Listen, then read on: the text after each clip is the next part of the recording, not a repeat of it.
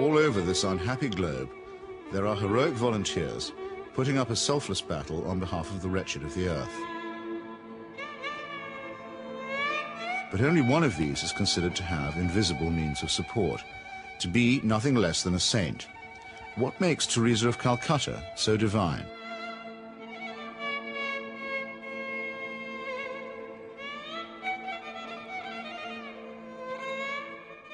Long before Mother Teresa's helicopter touched down at about 11:20 this morning, the crowds were gathering here at Knock.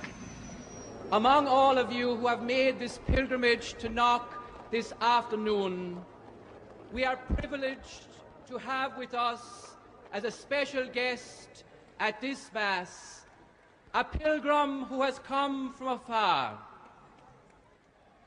a woman whose worldwide symbol for goodness and holiness. Not many claims made by the Irish clergy are widely or uncritically accepted, even in Ireland. But the saintliness of an Albanian nun named Agnes Boiaciu is a proposition that's accepted by many who are not even believers. Mother Teresa herself receives extravagant adulation as no more than her due. Of all the women in recent history, no one has captured the public imagination like Teresa of Calcutta. I'm not being facetious, and I'm certainly making no comparison when I say that no woman has made such an impact here since Our Lady herself appeared in 1879. So how did this auction of hyperbole and credulity get started? In that year of grace, 1969, the scrupulously neutral and objective British Broadcasting Corporation permitted that old fraud and mountebank Malcolm Muggeridge to pay a devotional visit to the Calcutta Shrine. Well, Teresa, after I met you in London, really the only thing I wanted to do is to come and see you in your work here. Now I've seen it. And of course it's a shining light. Himself arrogant, almost to the point of humility, Muggeridge became persuaded that he and his team had become the divinely appointed instruments of what he claimed was the first television miracle.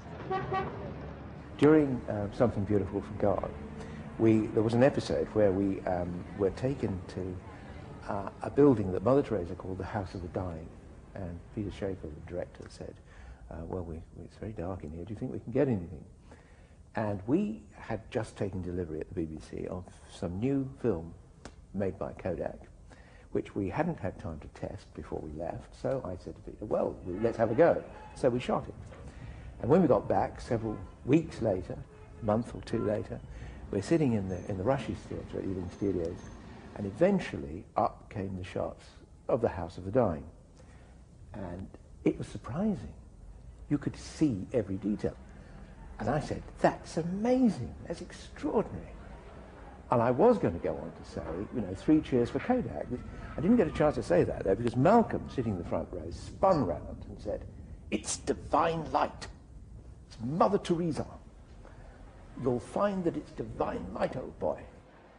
And 3 or 4 days later, I found I was being phoned by journalists from London newspapers who were saying things like, we hear you've just come back from India with Malcolm Muggeridge, and you were the witness of a miracle.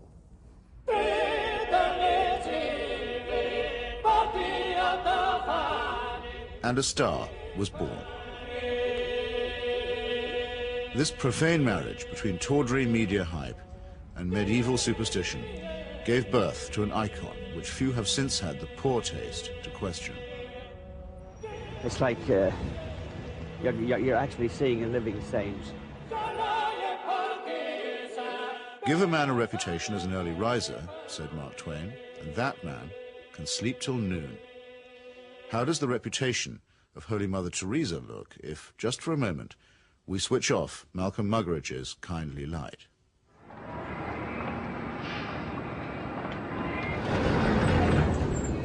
Mother Teresa is a Nobel Prize winner. She's a symbol.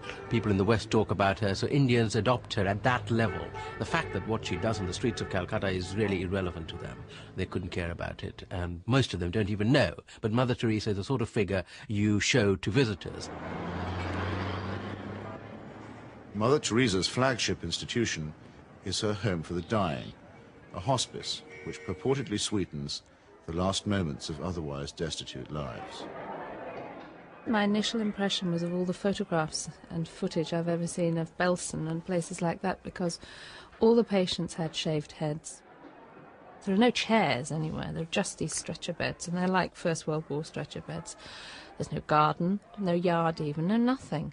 And I thought, what is this? This is 2 rooms with 50 to 60 men in one, 50 to 60 women in another.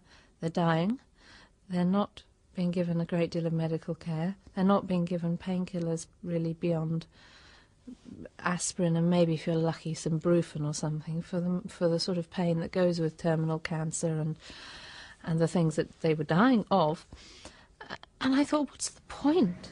Right from the very beginning, I wanted to serve the poor purely for the love of God, and to give them what the rich people get with money. I wanted to give to the poor for the love of God. They didn't have enough drips. The needles they used and reused over and over and over, and you would see some of the nuns rinsing needles under the cold water tap. And I asked one of them why she was doing it. And she said, well, to clean it. And I said, yes, but why are you not sterilising it? Why are you not boiling water and sterilising your needles? She says, there's no point. There's no time.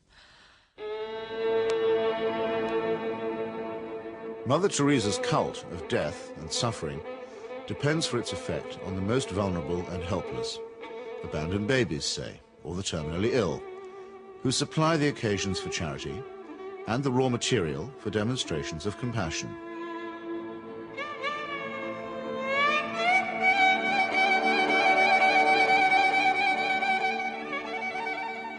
The first day I was there, when I'd finished working in the women's ward, I went and waited on the edge of the men's ward for my boyfriend, who was looking after a boy of 15 who was dying. And an American doctor told me that she had been trying to treat this boy and that he had a really relatively simple kidney complaint that had simply got worse and worse and worse because he hadn't had antibiotics, and he actually needed an operation.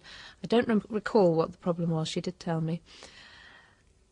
And she was so angry, but also very resigned, which so many people become in that situation. She said, well, they won't take him to hospital. And I said, why?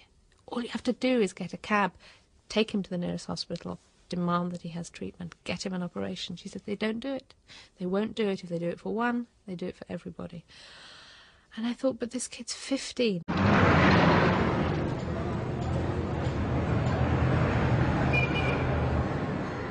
I ventured on my own pilgrimage to the missionaries of charity in Calcutta in early 1980.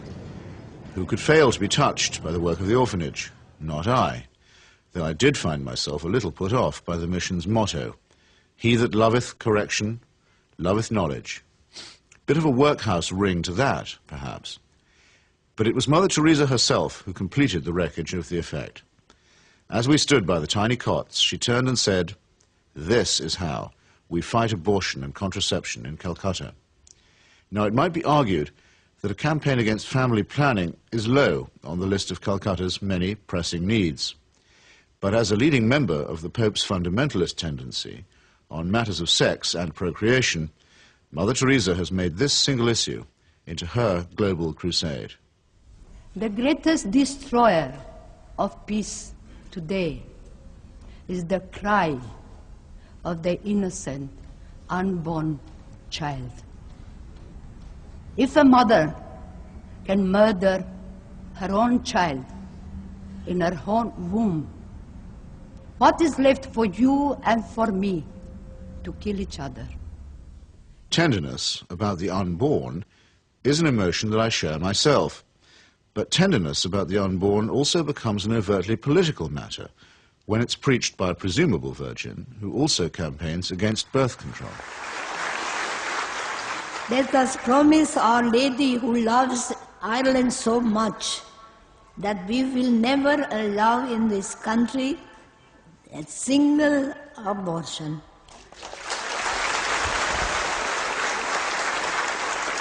And no contraceptives. Mother Teresa has no politics, so she maintains, and so many people believe. But when she came to London in 1988, ostensibly as an advocate for the homeless, she bent the ear of the Iron Lady and sought to steer her to the support of a bill limiting abortion. The sponsors of that bill, who arranged the meeting, were in no doubt that her intervention was political.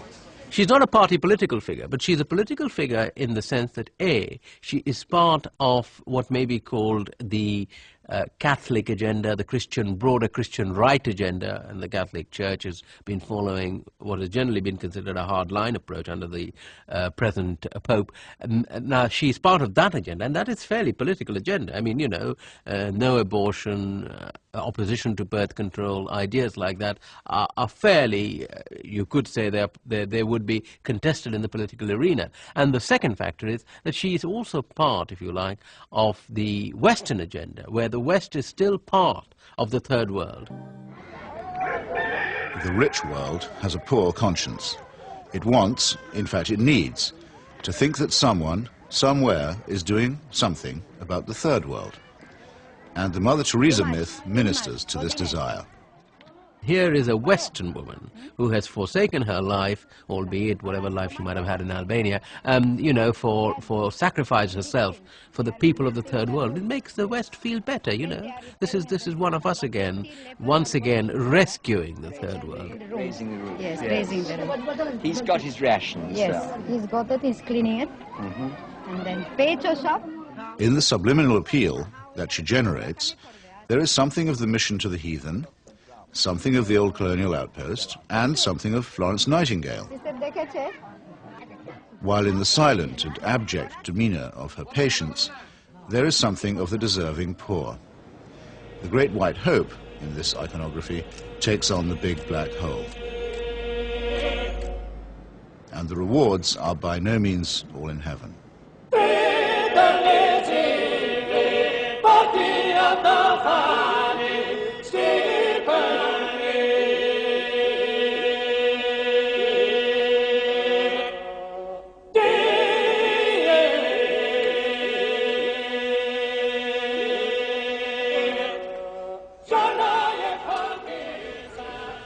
For someone whose kingdom is not of this earth, Mother Teresa has an easy way with thrones, dominions, and powers. Why do the rulers of this sinful and selfish world find her so awfully congenial? Is it because she returns the compliment? She may or may not comfort the afflicted, but she has certainly never been known to afflict the comfortable. Some people see her here, posing with Ron and Nancy. In the truest sense, citizens of the world. Mother Teresa is.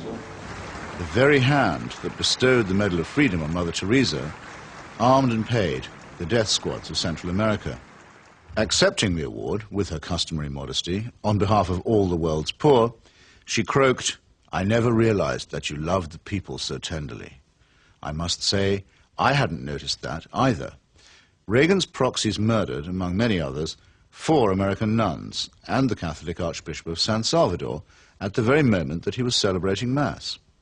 But, visiting the slaughterhouse states of the region during that period, Mother Teresa found nothing untoward. Everything was peaceful in the parts of the country we visited, she claimed, after touring the killing fields of Guatemala, adding for good measure, "I do not get involved in that sort of politics."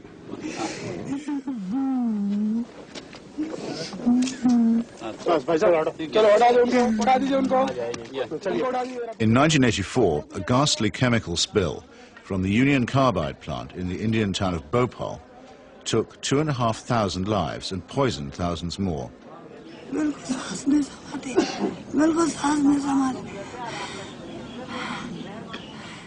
This was an act not of God, but of a negligent multinational corporation.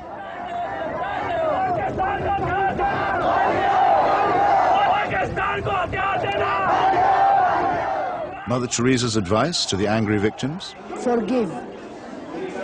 Forgive.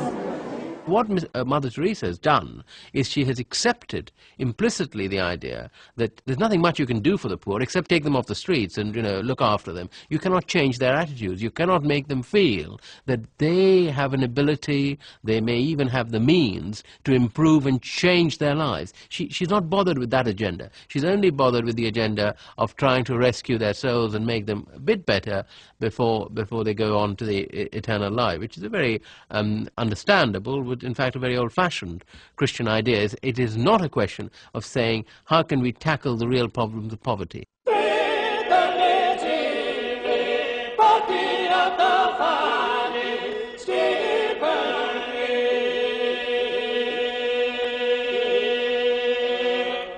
Like most people who claim to be apolitical, Mother Teresa is in practice and in theory an ally of the status quo, and when the status quo is threatened, a trusted ally of the conservative forces. This places her in bold contrast to those, even among the religious, who have rejected the fatalistic and submissive conclusions about poverty that are promulgated by Catholic traditionalists like... With our hands, with our life, with our love, we ask justice, we ask freedom, and we take justice, because justice is not like a gift which they gave. No, liberty, freedom, they don't give that. We have to take that. And in fact, we go through the streets and we took our liberty, we took our freedom, asking for justice. The Roman Catholic hierarchy has never forgiven Father Aristide, the legally elected president of Haiti, whom it regards as a base heretic. For his efforts to chase the moneylenders from the temple, he was banished from his order and forbidden to serve Mass. To the very last, the Vatican was the only foreign power to recognize the military junta that misruled Haiti. And the ground for this, too, was prepared by Mother Teresa. In 1980, she visited the island and accepted the Haitian Legion of Honor Award from Baby Doc Duvalier. She found much to praise in his corrupt, dynastic regime, telling astonished reporters that she had, quote, never seen the poor people being so familiar with their head of state as they were with the Duvaliers. It was a beautiful lesson for me, she simpered. I've learned something from it. The Haitian people, indeed, could not wait to get close to the Duvaliers, who in their turn moved forever to the French Riviera.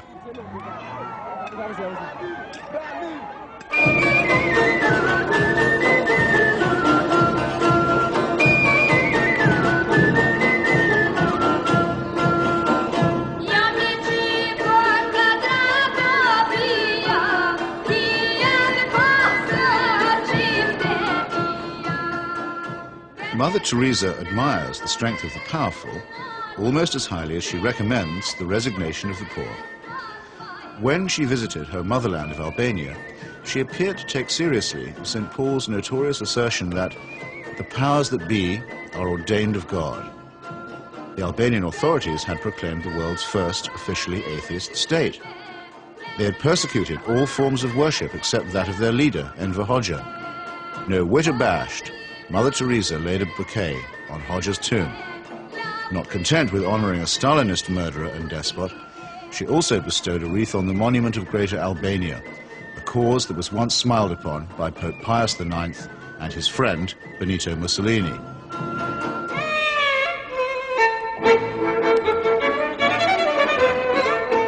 Albania is, for secular reasons, quite rich in orphans.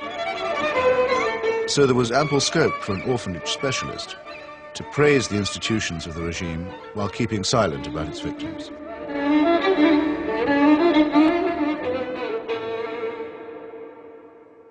If it sometimes seems that the Saint of Calcutta is never actually in Calcutta at all, this may be because she operates more as the roving ambassador of a highly politicized papacy.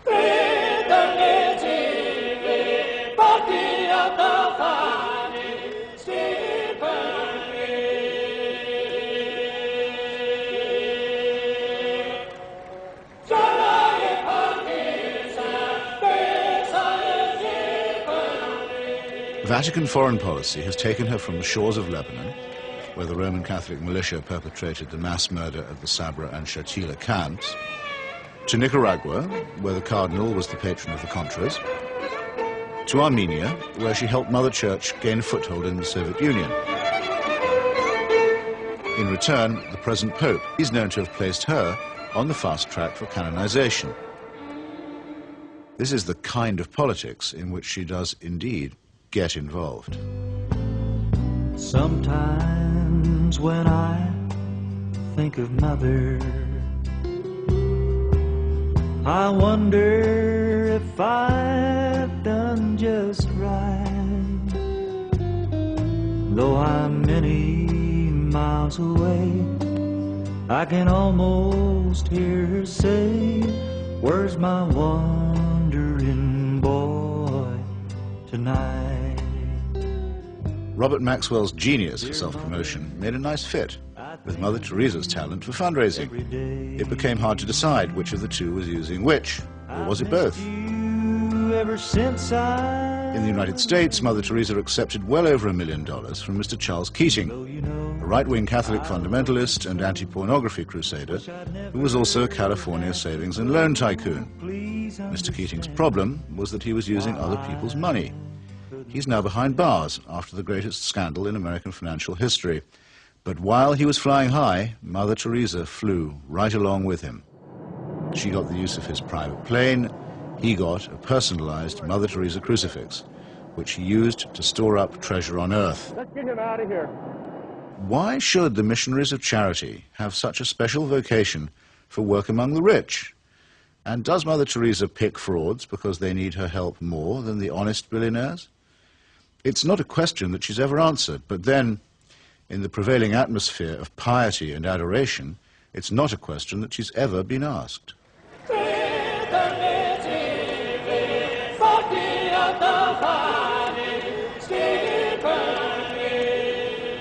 The Teresa cult is now a missionary multinational, with annual turnover in the tens of millions. If concentrated in Calcutta, that could certainly support a large hospital, and perhaps even make a noticeable difference. But Mother Teresa has chosen instead to spread her franchise very thinly. To her, the convent and the catechism matter more than the clinic. Now we are in 105 countries and we have 500 convents all around the world, without counting India.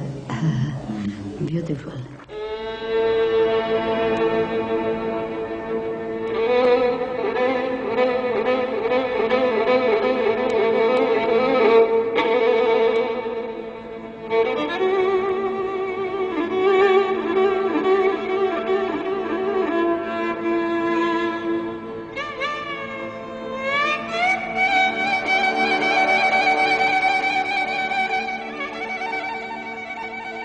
Modesty, simplicity, humility. By these canonical keywords, we are taught that we may recognize saints. Yet Mother Teresa regards herself as mandated by heaven, which is hardly modest. She lends spiritual solace to dictators and to wealthy exploiters, which is scarcely the essence of simplicity. And she preaches surrender and prostration to the poor, which a truly humble person would barely have the nerve to do. When she speaks about private or public morality, opposing family planning, for example, or defining abortion as quite literally the greatest threat to world peace, she takes on the grim and tedious tones of the zealot and the fanatic. In a godless and cynical age, it may be inevitable that people will seek to praise the self-effacing, the altruistic, and the pure in heart. But only a complete collapse of our critical faculties can explain the illusion that such a person is manifested in the shape of a demagogue, an obscurantist, and a servant of earthly powers.